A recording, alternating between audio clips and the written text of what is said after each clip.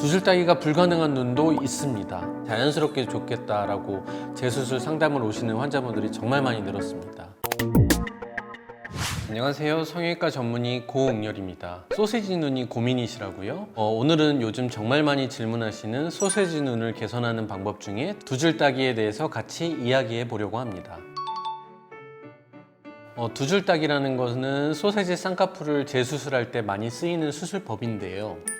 소세지 눈에 대한 추가적인 정보는 여기 먼저 업로드된 소세지 눈 재수술 영상을 먼저 봐주시면 도움이 되실 것 같고요. 소세지 눈을 교정하는 데 사용되는 두 줄 따기, 이 두 줄 따기란 용어는요, 기존 피부를 제거하지 않으면서 보존하면서 위쪽에 있는 두껍고 부자연스러웠던 쌍꺼풀 라인을 풀어주고 아래쪽으로 새롭게 자연스러운 쌍꺼풀 라인을 만들어주는 방법입니다. 그 사이에 있는 피부를 절제하지 않는 것이 두 줄 따기 수술이라는 거의 핵심이고요. 그럼 왜 두 줄 따기라는 말을 표현을 했냐면, 최종적으로 눈을 감았을 때 예전 쌍꺼풀 라인과 새롭게 만들어진 쌍꺼풀 라인에 두 줄이 남게 되지만 실제로 위쪽으로는 라인이 잡히지는 않는 거고요. 이러한 수술 결과 때문에 이런 방식의 수술 방법을 두 줄 따기라는 이름으로 부르고 있습니다.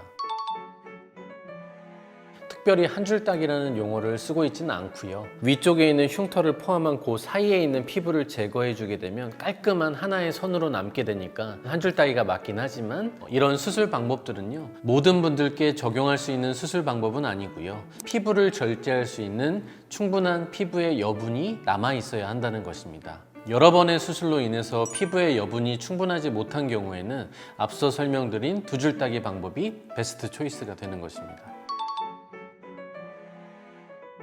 두 줄 따기의 가장 큰 포인트는 아까 말씀드린 것처럼 기존의 부자연스러운 라인과 새롭게 잡는 라인 사이에 피부 절제를 진행하지 않는다는 것입니다. 그렇기 때문에 눈꺼풀 피부에 여유가 없는 경우, 쌍꺼풀 라인이 너무 높은데 좀 많이 낮추고 싶은 경우에 가장 적합한 방법이라고 하실 수 있겠습니다. 또한 피부를 잘라내지 않기 때문에 환자분들이 그냥 재수술하면 의뢰 걱정하시는 부분들이 눈이 안 감길까 봐 걱정하는데, 그런 부분들에 대한 부작용 우려가 없다고 보시면 되겠습니다.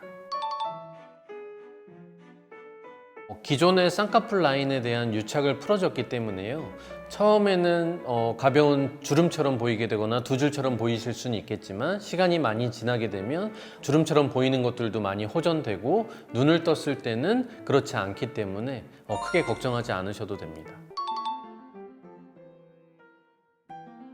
두 줄 따기 수술이라는 건 결국에는 높은 쌍꺼풀, 부자연스러운 걸 아래쪽으로 낮게 잡아야 되는 거에 대한 기본 원리가 깔려 있고, 그 외에 피부에 여유가 없어서 피부를 잘라내지 못한다는 거기 때문에 아마 환자분의 상태가 그렇게 베스트의 상태는 아닐 거기 때문이고요. 수술에 대한 난이도도 자연스럽게 높아질 수밖에 없습니다. 두 줄 따기를 통해서 라인을 낮추기를 진행할 때는요, 기존 라인에 있는 유착을 확실하게 풀어주는 것이 가장 핵심이고요. 수술이 어려운 과정이기 때문에요, 유착을 제대로 풀어주지 못하게 되면 수술하고 나서도 흉터만 두 겹으로 남은 겹주름으로 보일 수 있기 때문에 경험 많으신 선생님의 정확한 진단과 수술을 받으시는 것이 가장 중요합니다.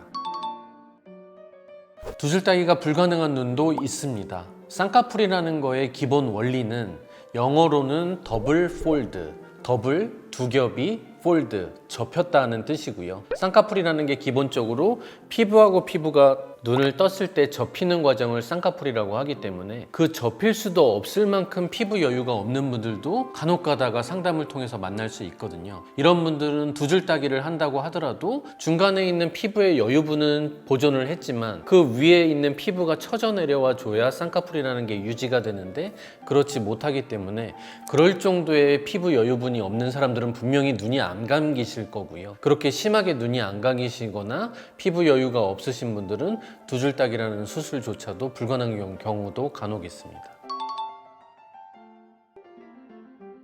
첫 수술이 비절개였다 그러면 실을 제거하면서 작게 깔려있는 유착을 풀어주면 해결되기도 하지만, 첫 번째 수술을 절개로 하신 환자분들이 대부분이신데요, 그렇게 첫 수술을 절개로 했는데 유착을 풀어주지 않고 아래쪽으로 새로운 라인을 자연스럽게 잡았다고 해서 위쪽으로 쌍꺼풀이 안 잡히는 것이 아니기 때문에, 첫 수술을 절개로 하신 분들, 근데 그 쌍꺼풀이 굉장히 진하고 심한 흉터가 있는 분들은 절개로 하시는 게 가장 바람직한 방법입니다.